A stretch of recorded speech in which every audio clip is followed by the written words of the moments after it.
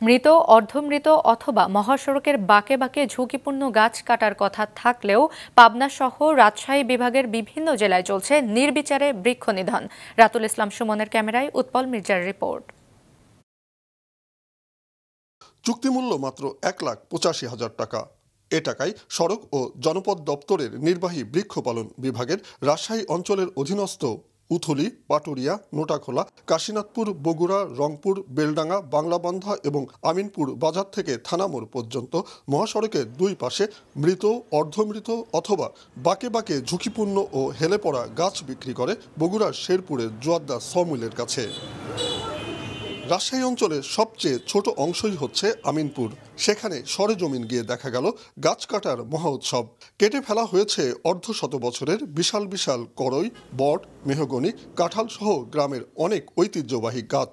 অথচ বহাল তবিয়তে রয়ে গেছে অনেক মরা গাছ।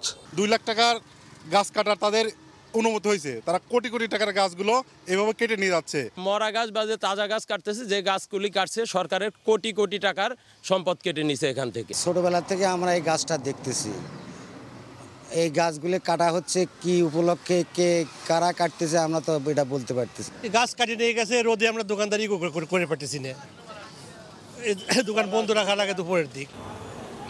স্থানীয়রা জানান যে গাছগুলো কাটা হয়েছে তার এক একটির মূল্য প্রায় লক্ষাধিক টাকা। গ্রামের বিভিন্ন স্থানে পড়ে থাকা বিশাল বিশাল গাছের গুড়ি সাক্ষ্য দিচ্ছে তরতাজা এসব গাছের বিশালতা সম্পর্কে। গাছগুলো কেটে শ্মশান বানা দিয়ে গেল।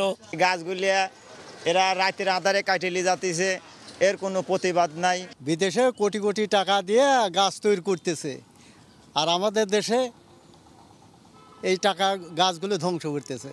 ওয়ালটন এসিতে ইনস্টলেশন একদম ফ্রি। এ ব্যাপারে জেলা বন অধিদপ্তরে গিয়ে পাওয়া যায়নি ঊর্ধ্বতন কোনো কর্মকর্তাকে।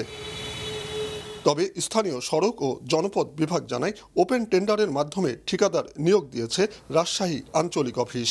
যেখানে ডালপালাগুলো ঝুঁকিপূর্ণ হয়ে গেছে, এই ডালপালাগুলো কর্তানোর জন্য রাজশাহী আরবরিকালচার থেকে একটা টেন্ডার করা হয়েছে এবং সেই মোতাবেক এখানে মার্কিং করে ওইভাবে গাছগুলো নিলামের মাধ্যমে কাটা হচ্ছে।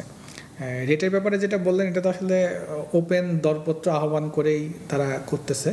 মৃত, অর্ধমৃত গাছের নামে নির্বিচারে বৃক্ষনিধন রোধে নজরদারি ও প্রয়োজনীয় পদক্ষেপ গ্রহণের দাবি স্থানীয়দের।